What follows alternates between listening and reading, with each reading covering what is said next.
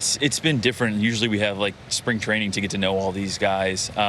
It's been a whirlwind 2 weeks, but I feel like these guys are really starting to get comfortable now. It's been good for us to get to know them, and just want them pitching on the mound with confidence. How do you view your role in the organization and the pitching coaching staff compared with maybe some of the others on the pitching coach staff?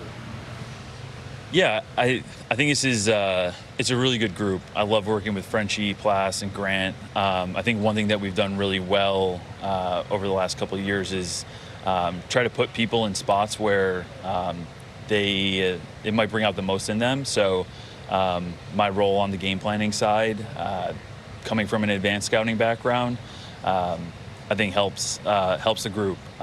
Everybody's kind of in an area where seems like they kind of thrive, and that's where their background is. So I love it and love working with those guys.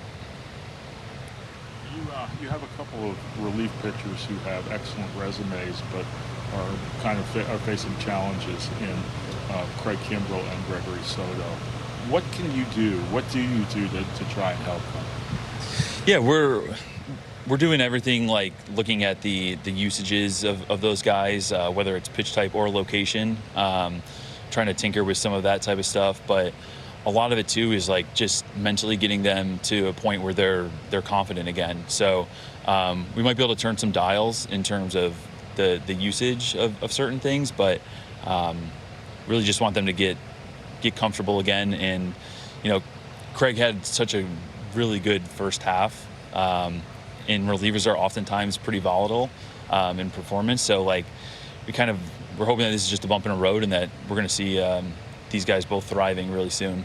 Kind of following up on that, is it, when you talk about getting the mental confidence back, obviously, they both pitch some low leverage, they both pitch some high leverage.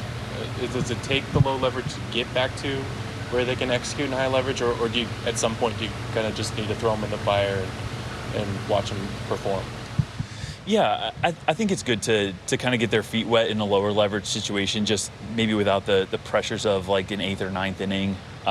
It's not to say that we wouldn't do something like that, but I think that right now just trying to find avenues for them to have success is really the most important thing. And we've kind of viewed that in lower leverage situations of late, but can't say it's going to always be that way for them. Starting pitchers have time in between starts to make changes, to really reevaluate. Bullpen guys don't really have that luxury. How difficult is it for relievers to make changes, to make adjustments, to get out of the quicksand in the middle of the season, because they have to be available almost every night? It is tricky. I think though at the same time, while it's tough to make changes, you're dealing with like a smaller sample. So like a dial up of like 3 or 4 more pitches of something else might reflect more in like a bigger percentage change than like a starter would. So we're not looking to do anything crazy and drastic, but we're trying to find ways that we can be a little more creative in what those guys are doing.